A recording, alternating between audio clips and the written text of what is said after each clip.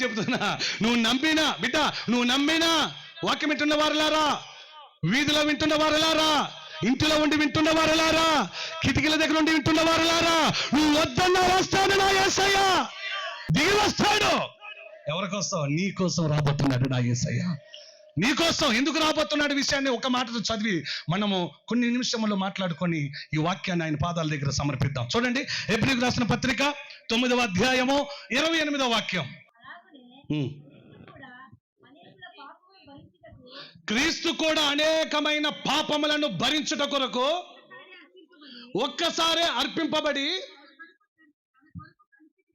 ఇదిగో తన కొరకు అండర్లైన్, తన కొరకు కనిపెట్టుకొని ఉండవారి రక్షణ కొరకు తిరిగి రాబోతున్నాడు. గట్టిగా స్తోత్రం. మొదటి చెప్పిన మాట ఏంటి చెప్పండి? పాప నివారణ చేయటానికి వచ్చాడు, జీవించాడు, సిలువ వేయబడ్డాడు. ఏమండి? నీ కొరకు, నా కొరకు, నువ్వు నేను తినవలసిన దెబ్బలన్నీ తిన్నాడు, మోసాడు, రక్తం కార్చాడు, రక్తంతో కొన్నాడు, వెళ్ళిపోయాడు. స్తోత్రం చెప్పరే? వెళ్ళిపోయాడా లేదా? ఆరోహణమై వెళ్ళాడా లేదా? ఏమంటే దత్తపుత్రాత్మ పరిశుద్ధాత్మ మనకు ఆదరణకర్తగా ఇచ్చి వెళ్ళాడా లేదా? మరలా వస్తాడన్నాడు. ఎవరి కోసం రాబోతున్నాడు? ఎవరి కోసం బిడ్డ, సహోదరుడా, హలో, ఎవరి కోసం రాబోతున్నాడు? ఆయన కొరకు కనిపెట్టుకుని ఉన్నవారి కొరకు రాబోతున్నాడు. గట్టిగా. మొదటిగా వచ్చింది పాప నివారణ కోసం, రెండవ మరి రాబోతున్నాడు.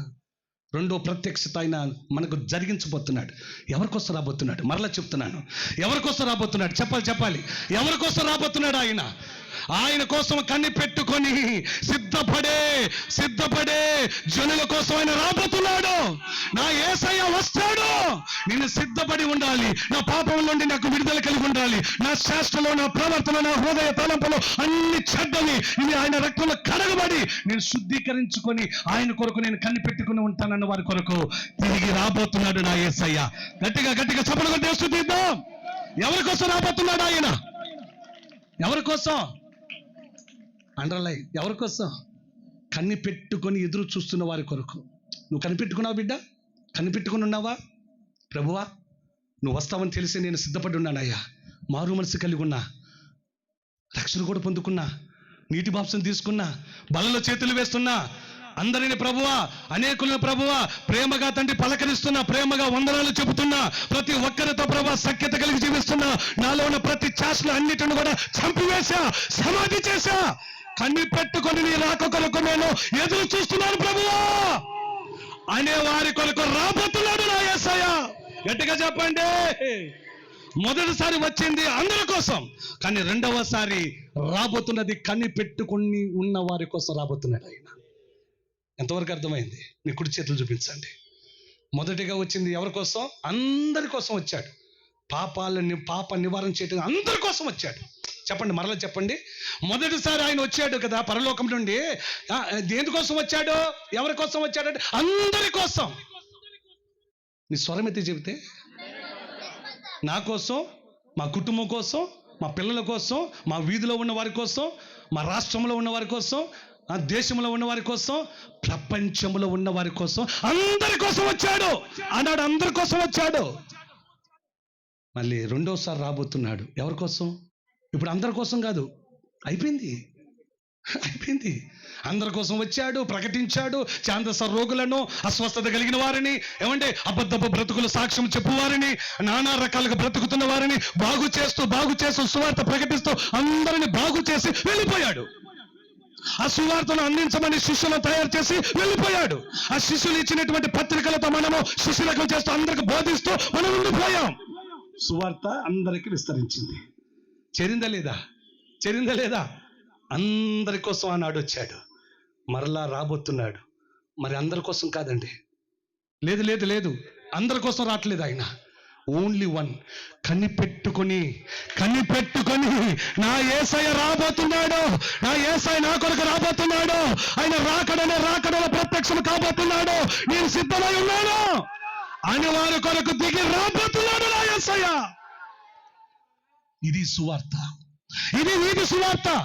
ఈ సువార్త నీ కొరకు, నా కొరకు, ఇక్కడ ఉన్న ప్రతి ఒక్కరి కొరకు కనిపెట్టుకుని ఉండు. అందరి కోసం ఒకసారి వచ్చాడు, మళ్ళా రెండోసారి రాబోతున్నాడు. కనిపెట్టుకుని నువ్వు ఉంటే నిన్ను ఎత్తుకుని వెళ్ళటానికి వస్తున్నాడు. నీతో కలిసి ఉండటానికి, ఆయనతో కలిసి నిన్ను ఉంచుకోవటానికి వస్తున్నాడు. ఆ పరలోకంలో నీకు గొప్ప నివాసములు ఏర్పరిచాడు, నీ కొరకు అన్ని సిద్ధపరిచాడు. అక్కడికి వెళ్ళటానికి నువ్వు సిద్ధపడి ఉన్నావా? నువ్వు ధన్యుడు. గట్టిగా స్తోత్రం చెప్పా, గట్టిగా చెప్పా. ఎవరి కోసం రాబోతున్నాడు? ఇప్పుడు చెప్పండి, ఎవరి కోసం రాబోతున్నాడు? గట్టిగా చెప్పండి, ఎవరి కోసం రాబోతున్నాడు? కనిపెట్టుకొని ఉన్న వారి కోసం. ఉందా లేదా వాక్యంలో? కనిపెట్టుకొని ఉన్నవారి రక్షణార్థము ఆయన దిగి రెండవ ప్రత్యక్షతలో రాబోతున్నాడు. ఒక పెద్ద బుట్ట అంటండి, ముగిస్తున్నాను. ఒక పెద్ద బుట్ట, తట్ట అనుకోండి, బుట్ట అనుకోండి, తెలుసుగా బుట్ట. ఆ బుట్టలో ఉన్నట్ట కొన్ని ఇనప మొక్కలు ఉన్నాయి, కొన్ని వజ్రాల మొక్కలు ఉన్నాయి, కొన్ని బంగారు మొక్కలు ఉన్నాయి, కొన్ని వెండి మొక్కలు ఉన్నాయి. చాలా విలువైన మొక్కలతో ఏమున్నాయి? ఇనప మొక్కలు ఉన్నాయి. వాటితో సమం చేయగలమా ఇనప మొక్కల్ని? వాటితో సమం చేయగలమా ఇనప మొక్కల్ని? చెప్పరండి.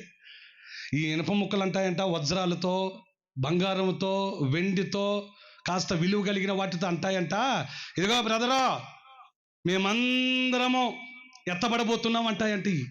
ఏమంటాయంట? మేము వెళ్ళిపోబోతున్నాం, ఈ బుట్టను విడిచి వెళ్ళిపోబోతున్నాం అంటాయంట ఈ ఇనప ముక్కలన్నీ. స్తోత్ర. అప్పుడు వజ్రాలు, వైడూర్యాలు, కెంపులు, మాణిక్యాలు, ఏగా పగడాలు, నానా రకమైన విలువ కలిగినాయి అవన్నీ అంటాయంట. ఊరికా నీ